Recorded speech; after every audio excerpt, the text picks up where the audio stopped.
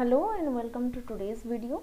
In today's video, we will discuss about on being discriminated against. In last video, we discussed about inequalities through creating stereotypes, through prejudice and all. And inequality से किस तरह discrimination generate होते हैं वहाँ तक हम discuss किए थे. In today's video we will discuss कि डिस्क्रिमिनेट जो करते हैं, जिसके साथ डिस्क्रिमिनेशन होता है, हाउ इट फील्स, या फिर डिस्क्रिमिनेटेड होने का जो एहसास होता है वो कैसा होता है, उसके बारे में डिस्कस करेंगे. We see people are engaged in certain type of occupation. हम हमारे सराउंडिंग में देखते हैं पीपल तरह तरह के ऑक्यूपेशन मीन्स जो हम लाइवलीहुड अर्न करने के लिए करते हैं, यानी कि जो हमारा जीविका होता है जिससे हम अपना गुजारा करते हैं. तो पीपल किस how they engage in various kind of occupations वो हम देखते हैं. और हमारे सराउंडिंग में हम तरह तरह के ऑक्यूपेशंस देखते हैं, जैसे कि वैसे टीचर्स जो बच्चों को नॉलेज एक्वायर करने में, बच्चों को स्टडी में हेल्प करने के काम करते हैं. देन कारपेंटर जो लकड़ी के काम करते हैं. देन पॉटर जो अर्दन पॉट बनाने के काम करते हैं. देन वेवर जो लोग बुनाई के काम करते हैं. एंड फिशिंग ऑक्यूपेशन होता है या फिशर्समैन. एंड देन फार्मर्स जो खेती करते हैं. एंड क्लीनर जो सफाई के काम करते हैं. देन वॉशर जो लोग कपड़े धोने के काम करते हैं, धोबी होते हैं. एंड देन बार्बर, देन आपके रैक पिकर या फिर जो गार्बेज पिकिंग के काम करते हैं. इस तरह से हम सेवरल काइंड के ऑक्यूपेशंस देखते हैं. अगर हम अपने चारों ओर देखें तो ये तो फ्यू ऑफ देम है. There are many more. कोई पुलिस होता है, कोई डॉक्टर होता है, कोई कलेक्टर होता है, किसी का शॉप होता है, किसी के होटल्स होते हैं, किसी के सिनेमा हॉल्स होते हैं. इस तरह से there are several occupation through which we earn our livelihood. But ये तरह तरह के ऑक्यूपेशन तो होते हैं, लेकिन कुछ तरह के ऑक्यूपेशन होते हैं जिनको मोर वैल्यू दिया जाता है कंपेयर टू अदर. जैसे अभी हम सेवरल ऑक्यूपेशन देखें तो जैसे हमारे सोसाइटी में कोई अगर टीचर है, कोई पुलिस है, कोई डॉक्टर है, तो उसको लोग ज़्यादा रेस्पेक्ट करते हैं, प्रेस्टिजियस जॉब मानते हैं. लेकिन एट द सेम टाइम अगर कोई गार्बेज पिकिंग करता है, कोई कूड़े उठाने का काम करता है, कोई ड्रेन की सफाई करता है, कोई जो अर्दन पॉट बनाता है, तो कहीं ना कहीं हम उसको कंपेयर टू जो टीचर, पुलिस एंड डॉक्टर्स हैं, हम सोचते हैं कि ये काम उनसे छोटा है. तो ये जो कौन सा काम बड़ा है, कौन सा काम छोटा है, इसका ओरिजिन कहाँ से हुआ, कहाँ से ये तय हुआ कि कौन बड़ा काम करेगा और कौन छोटा काम करेगा. तो हिस्ट्री में हम ऑलरेडी इसके बारे में डिस्कस किए हैं कि इन एंशियंट टाइम हमारे वर्ण व्यवस्था हुआ करते थे. और वर्ण व्यवस्था से आप लेटर ऑन जब हायर क्लास में जाएंगे पढ़ेंगे how casteism came into existence. एक कास्ट होता है, आप सब भी एटलीस्ट एक्सपीरियंस किए होंगे, जैसे आपके आस पड़ोस में हो, दोस्तों में हो, या आपके रिलेटिव में कभी बड़ों को बात करते हुए सुने होंगे आपका कास्ट क्या है, आपका कास्ट क्या है. तो ये जो कास्टिज्म ये लेटर ऑन आया, पहले वर्ण व्यवस्था था. तो हमारे सोसाइटी में जो वर्ण व्यवस्था है ये एक हायरार्किकल सिस्टम है, जिसमें ब्राह्मण and then Kshatriya, Vysya and शूद्र ये चार आते हैं. और ये हायरार्किकल ऑर्डर में ही हैं, यानी कि जो ब्राह्मण है उनको हायर कास्ट माना जाता है, एंड जो शूद्र हैं जो कि हायरार्की में सबसे लो लेवल में आते हैं उनको सबसे छोटा माना जाता है. तो आप देखे होंगे बहुत सारे लोग अपने कास्ट के अकॉर्डिंग ही प्रोफेशन चूज करते हैं. जैसे कोई धोबी है, यानी कि उनका कास्ट ही धोबी कहा जाता है, और उन्हीं के जनरेशन आफ्टर जनरेशन वो धोबी के ही काम करते हैं. ठीक है. जो पॉटर होते हैं, जो पोटेरी बनाते हैं, उन लोगों को जनरली हमारे लोकल लैंग्वेज में उन लोगों को कुम्हार कहा जाता है, जो पोटेरी बनाने के काम करते हैं. और उनके कास्ट में हर कोई वही काम करते आता है. तो कहीं ना कहीं ये कास्ट सिस्टम के चलते ये डिसाइड हुआ कि कौन बड़ा काम करेगा एंड कौन छोटा काम करेगा. जो जॉब्स हैं उसमें कौन सा मोर वैल्यूएबल है एंड कौन सा लेस वैल्यूएबल है. देन ये जो हायरार्किकल ऑर्डर था, इसमें जो सो कॉल्ड जो शूद्रस थे, उन लोगों को जो लोअर लेवल में आते थे उन लोगों को अनटचेबल कहा जाता था, यानी कि अछूत, उनको छूना अलाउड नहीं था।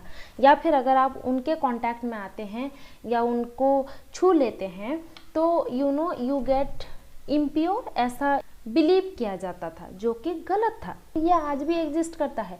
और जनरली जो आप अगर रूरल एरिया से बिलोंग करते होंगे तो आप कभी ना कभी ये एक्सपीरियंस किए होंगे, जैसे रूरल एरियाज़ में जो पब्लिक वाटर सोर्सेस होते हैं, उसमें जब कोई लोअर कास्ट के आते हैं और अपर कास्ट के दोनों अगर होते हैं तो अपर कास्ट वाले पहले पानी लेंगे, क्योंकि अगर लोअर कास्ट वाला पहले ले लिया तो वो वो इम्प्योर हो जाएगा उसके छूने से।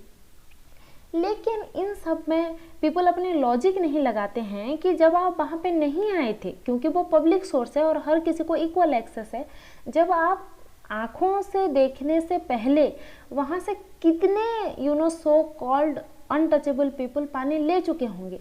अगर वो ले चुके हैं तब इम्प्योर नहीं हुआ तो अब कैसे इम्प्योर होगा? किसी को छूने से इम्प्योरिटी कैसे ट्रांसमिट हो सकता है?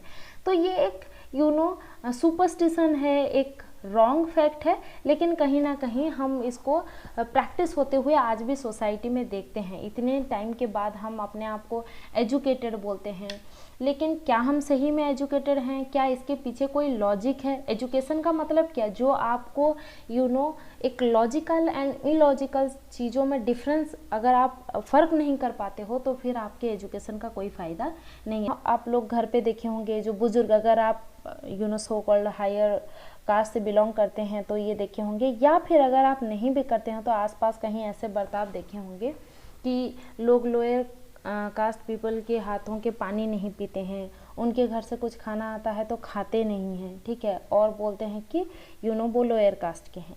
लेकिन वही लोग जब रेस्टोरेंट में जाते हैं, क्योंकि वहाँ पे स्टेटस दिखाना होता है, जो वेटर आके सर्व करते हैं, जो कुक होते हैं, क्या हम कभी रेस्टोरेंट में इंक्वायरी करते हैं कि आपके रेस्टोरेंट में जो वेटर है उसका क्या कास्ट है, आपके रेस्टोरेंट में जो कुक है उसका क्या कास्ट है? जब हम बाहर पब्लिक प्लेसेस में जाते हैं, जैसे सिनेमा हॉल हो गया, पार्क हो गया, वहाँ पे कितने सारे लोग होते हैं, हम कितने सारे लोगों के फिजिकल कांटेक्ट में आते हैं, किसी को टच करते हैं, किसी, हमें क्या पता होता है किसका कौन सा कास्ट होता है? अगर तब हमारे कास्ट इम्प्योर नहीं हो जाता है, तो अगर हम जानते हैं कि जो सामने वाला है अगर वो सो कॉल्ड लोअर कास्ट को बिलोंग करता है या अनटचेबल कम्युनिटी को बिलोंग करता है, तो उसको छूने से कैसे आप इम्प्योर हो जाओगे? तो हमें समटाइम अपने लॉजिक को लगाना बहुत ज़रूरी है, rather than believing in some blind fact which has no logic behind it.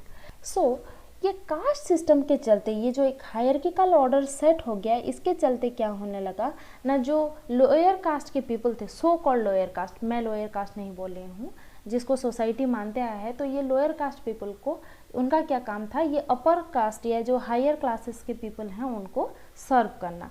और ये आज भी आप देखते होंगे बहुत सारे सेंसेशनल बर्निंग टॉपिक्स है जिसको हम ओपनली डिस्कस नहीं करते हैं, जैसे मैनुअल स्कैवेंजिंग, जो आपके घर में टॉयलेट्स होंगे वो जब भर जाते हैं और उसको जब साफ़ करने की बारी आती है तो आप आप कोशिश करना नोटिस करने की, जो भी लोग मैनुअल स्कैवेंजिंग करते हैं वो ज़्यादातर that so called lower caste से ही बिलोंग करते हैं।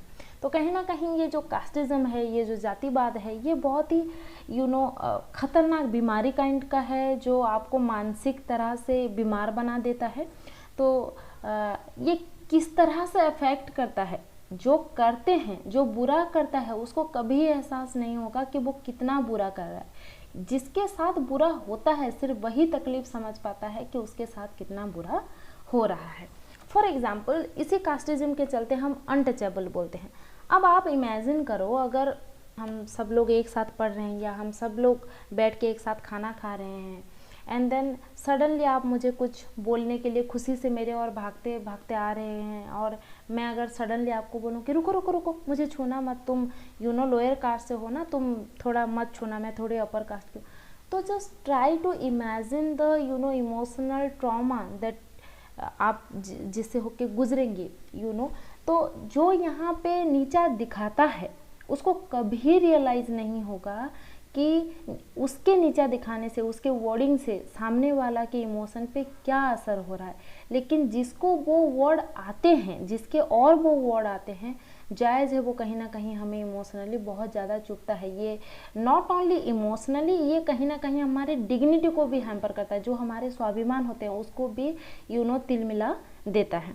तो हम एक स्टोरी के थ्रू इसको समझने की कोशिश करेंगे, और ये कोई मनगढ़ंत स्टोरी नहीं है। This is a true story from the life of doctor Bhimrao Ambedkar. Doctor Bhimrao Ambedkar के लाइफ में ये सच में हुआ था। तो क्या हुआ था ना, जब वो सिर्फ 9 साल के बच्चे थे, उनके पापा जो थे वो रेलवे में जो स्टेशन मास्टर था उसके सर्वेंट हुआ करते थे। तो ये लोग महाराष्ट्र के कोरेगांव से बिलोंग करते थे। तो अंबेडकर और उनके भाई बहन ये मिलके रेलवे स्टेशन पे पहुंचे थे। बहुत टाइम हो गया, ये लोग खड़े रहे कि उनके पापा आएंगे, उनको मीट करेंगे, लेकिन ऐसा कुछ हुआ नहीं। धीरे धीरे शाम ढलता गया and then station master arrive. जो स्टेशन मास्टर था वो पहुंचा, और जो BR अम्बेडकर थे वो तो बचपन से ही पढ़ाई में तेज थे ही, तो नॉलेज होने का जो तेजस होता है वो छलक रहा था। वो वेल ड्रेस्ड थे क्योंकि उनके पापा के पास एक नौकरी था, तो उनके पास पहनने के लिए अच्छे खासे कपड़े थे। तो जो स्टेशन मास्टर था वो अज्यूम कर लिया था कि ये बच्चे ब्राह्मण ही होंगे क्योंकि वो दिखने में अच्छे थे। अब ये देखो हमारे मानसिकता कहाँ पे आ गया है कि हम कौन कैसा दिखना चाहिए वो भी हम डिसाइड करते हैं। Who are we to decide कि कौन कैसा दिखेगा। हम पहले से ही दिमाग में, जहन में ये डाल लिए हैं कि जो ब्राह्मण हैं वो वेल ड्रेस होते हैं, उनके पास अच्छे कपड़े होते हैं, वो अच्छे दिखते हैं, वो फेयर स्किन टोन के होते हैं, और जो लोअर कास्ट के हैं वो डार्क कम्प्लेक्शन के होते हैं, वो अच्छे नहीं दिखते हैं, उनके पास अच्छा पहनना नहीं होता है या नहीं होना चाहिए। तो वो पहले से ही एज्यूम कर लिया कि ये लोग ब्राह्मण हैं। दिखने में तो ब्राह्मण जैसे दिख रहे थे। फिर स्टेशन मास्टर को लगा ये ब्राह्मण होंगे, तो उसने पूछा कि अच्छा तो आप लोग यहाँ पे क्या कर रहे हो। तो बच्चे थे, बोले कि हम पापा के वेट कर रहे हैं क्योंकि हमें कोरेगांव जाना है, और उनके जो पापा थे वो स्टेशन मास्टर के सर्वेंट थे। तो उसने, जो स्टेशन मास्टर था, उसने पूछा कि आप कौन से कास्ट के हो। तो बच्चे हैं, अब इनको तो इतना पता नहीं है कि उनके कास्ट के बेसिस पे अब उनको कोई जज करेगा या उनके साथ अलग तरह के पेश आएगा। तो जो अंबेडकर जी थे उनके मुंह से निकल गया कि we belong to Mahar caste. अब ये महर जो कास्ट है वो महाराष्ट्र रीजन में सो कॉल्ड अनटचेबल कास्ट है, यानी कि ये जो महर कास्ट वाले लोग हैं उनको अनटचेबल माना जाता था महाराष्ट्र में। And the moment he said that they belong to Mahar caste, the reaction, the facial expression of the station master changed suddenly। जो स्टेशन मास्टर था उसके जो हाव भाव थे, जो बर्ताव थे, अभी कुछ सेकंड पहले जो बर्ताव थे वो सडनली चेंज हो गए। अब ये तो छोटे छोटे बच्चे हैं, इनको कुछ समझ में नहीं आया, और जो स्टेशन मास्टर था वो डायरेक्ट अपने रूम में चला गया। 15 मिनट बीत गए, 20 मिनट बीत गए, ना वो स्टेशन मास्टर आया और ना वो उसके सर्वेंट को भेजा, जो कि अंबेडकर एंड उनके जो भाई बहन थे उनके पिता थे। इस तरह से हाफ एन आवर बीत गए, शाम होते होते आ गया, बच्चे अकेले खड़े हैं। एंड देन कुछ टाइम बाद वो स्टेशन मास्टर बाहर आया, उनके पापा तो साथ नहीं थे, शायद वो इन्फॉर्म नहीं किया, शायद। देन वो पूछा कि अब आप क्या चाहते हो। तो ये लोग बोले कि हम कोरेगांव जाना चाहते हैं, अगर कोई सवारी मिल जाए तो अच्छा होगा। तो वो लोग बाहर आए, बाहर बहुत सारे बुलक कार्ट लगे थे जो सवारी लेने के लिए तैयार थे। लेकिन स्टेशन से बच्चे बाहर निकलने से पहले शायद उनका जो कास्ट था वो बाहर निकल चुका था और वो हर किसी के कानों में पहुंच चुका था। तो वो लोग जिसको भी हायर करना चाहते थे वो बिल्कुल तैयार नहीं था इन लोगों को लेने के लिए। जो स्टेशन मास्टर था, अब वो छोटे छोटे बच्चे हैं तो उनके बिहाफ पे वो बार्गिन करना स्टार्ट किया, लेकिन कोई फ़ायदा नहीं हुआ, कोई उनको लेने के लिए तैयार नहीं था, because they belong to Mahar caste. अब इन लोगों के पास पैसे हैं, अब वो डबल फेयर देने के लिए रेडी हैं। डबल फेयर यानी मान लो आपको पॉइंट X से पॉइंट Y जाने के लिए 10 रुपीज़ चाहिए, तो वही 10 रुपये के जगह पे ये अब 20 रुपये देने को तैयार थे। लेकिन प्राइस डबल होने के बावजूद भी कोई उनको लेना नहीं चाह रहा था, क्योंकि they belong to Mahar caste. अब इससे आप ये समझने की कोशिश करो कि उन बच्चों पे क्या बीता होगा। आपके पास पैसा है, आपके पास अफोर्डेबिलिटी है, लेकिन आपको कोई सर्विस प्रोवाइड करने के लिए तैयार नहीं है, just because you belong to so called untouchable या फिर लोअर कास्ट। और ये जो इंसिडेंट था वो कहीं ना कहीं अंबेडकर जी के ऊपर बहुत गहरा प्रभाव छोड़ा। फिर उन्होंने अपनी अच्छे से पढ़ाई करके कॉलेज कंप्लीट किए एंड देन वो ब्रिटेन जाके वहाँ पे अपना लॉ भी कंप्लीट किए। और वो रिटर्न आने के बाद इंडिया में उनका कंट्रीब्यूशन बहुत ज़्यादा है इंडिया के कॉन्स्टिट्यूशन मेकिंग में एंड ऑल, जिसको आप हायर क्लास में जाके स्टडी करेंगे। तो उनके लाइफ से जो हुआ उससे वो बहुत कुछ सीख लिए थे एंड वो हमेशा दलितों को इंस्पायर करते थे कि आप अपने बच्चों को एजुकेशन दीजिए, उनको स्कूल भेजिए, उनको पढ़ने का मौका दीजिए, क्योंकि education is the only thing that can change the world. सिर्फ हम शिक्षा से, सिर्फ हम एजुकेशन के थ्रू ही वर्ल्ड को चेंज कर सकते हैं, otherwise there is no other way to fight the evils in the society. हम जो सोसाइटी में गलत चीज़ें हैं उसको सिर्फ और सिर्फ एजुकेशन से ही हरा सकते हैं या ऑल्टर कर सकते हैं या चेंज कर सकते हैं, अदरवाइज उसका कोई दूसरा रास्ता नहीं है। तो वो हमेशा दलितों को इंस्पायर करते थे, मोटिवेट करते थे कि बच्चों को स्कूल छोड़ें। अदरवाइज अगर जैसे हम इनिशियली डिस्कस किए कि जैसे हम देखते हैं कि धोबी का बेटा ही धोबा होता है, कभी हम नहीं देखते हैं कि एक ब्राह्मण का बेटा आगे चल के गाँव भर के लोगों के कपड़े धोता हुआ हम नहीं देखते हैं। एक जो रैक पिकर होता है, जो गार्बेज पिकर होता है, उसी का बेटा ही आगे चल के स्कैवेंजिंग का काम करता है। अदरवाइज हम एक ब्राह्मण या एक क्षत्रिय को कभी नहीं देखते हैं उस तरह के काम करते हुए। ऊपर ऊपर से बोलना आसान होता है लेकिन सच में ऐसा होता नहीं है। आप हमेशा देखना जो लोग इस तरह से लेस वैल्यूएबल वर्क में इन्वॉल्व होते हैं या फिर जिसको हम गंदा बोलते हैं, हम खुद शायद ना करें, जैसे कूड़े के ढेरे से कूड़े उठाना, ये सारे ये हमेशा से लोअर कास्ट के पीपल ही करते हैं and they are bound to, क्योंकि उनके पास कोई अदर ऑप्शन भी नहीं होता है। अगर आप दलित से हो, आप लोअर कास्ट से बिलोंग करते हो, तो आपको कभी भी एक मंदिर में पूजा करने के लिए अलाउड किया ही नहीं जाएगा। वो हमारे सोसाइटी में पहले से फिक्स्ड है, चाहे आप संस्कृत में कितने अच्छे हो, चाहे आपको श्लोक जो होते हैं संस्कृत के वो एक ब्राह्मण बच्चे के कंपेयर में आपको ज़्यादा बेटर भी आते हो, तो भी कभी आपको मंदिर में पुजारी बनने का अधिकार सोसाइटी नहीं देगा। तो जो दलितों का स्थिति है उसको सुधारने का एक ही जरिया है, दैट इज़ एजुकेशन। अपने आप को एजुकेट करके एक अच्छा सा जॉब लेकर ही आप अपने जातिवाद के चलते जो आपको असाइनमेंट मिला है उससे आप बाहर निकल सकते हो। ये चीज़ हमेशा भीमराव जी अंबेडकर दलितों को समझाने की कोशिश करते थे और आगे चल के उन्होंने बहुत सारे सुधार लाने की कोशिश की, specially for Dalits and in general for all other Indians. ये जो जातिवाद है, ये जो कास्टिज्म है, ये सिर्फ और सिर्फ तुम्हें हिंदू धर्म में ही देखने को मिलेगा। There are several other religion like Buddhism, Jainism, Christianity, Islam, कहीं पे भी जातिवाद जैसा एक जायज़ है, not a good concept at all. एक इविल कॉन्सेप्ट है, एक बुरा कॉन्सेप्ट है, एक बहुत ही सिख कॉन्सेप्ट है। ये सिर्फ और सिर्फ आपको हिंदू धर्म में ही देखने को मिलेगा, इन नो अदर रिलीजन। किसी भी धर्म में इस तरह का घिनौना हायरकी और कहीं भी नहीं है। ये इस तरह का डिवीज़न एंड डिस्क्रिमिनेशन और किसी भी धर्म में नहीं है। जो भीमराव जी अंबेडकर थे वो हमेशा ये तलाश रहे थे कि कोई ऐसा धर्म हो जो ह्यूमन बीइंग में भेद ना करता हो, प्रभेद ना करता हो, एक इंसान को दूसरे इंसान से अलग तरह का बर्ताव ना करता हो, जहाँ पे आप भी हिंदू हो, मैं भी हिंदू हूँ, मेरे दोस्त भी हिंदू हैं, आपके दोस्त भी हिंदू हैं। अगर हम सब भी हिंदू हैं तो कहीं ना कहीं हम जातिवाद में बढ़ जाते हैं और हम ही में से कोई किसी को सुपीरियर माना जाता है तो किसी को एक्सट्रीमली इन्फीरियर माना जाता है। तो ये जो जातिवाद था इसका अंबेडकर बहुत ज़्यादा विरोध करते थे and finally he converted into A Buddhist follower. वो बुद्धिज़्म अडॉप्ट कर लिए क्योंकि उनको ये जो हिंदू धर्म का जातिवाद जो था वो बिल्कुल गवारा नहीं था या उसको वो कहीं ना कहीं मोरली बिल्कुल एक्सेप्ट नहीं कर पा रहे थे।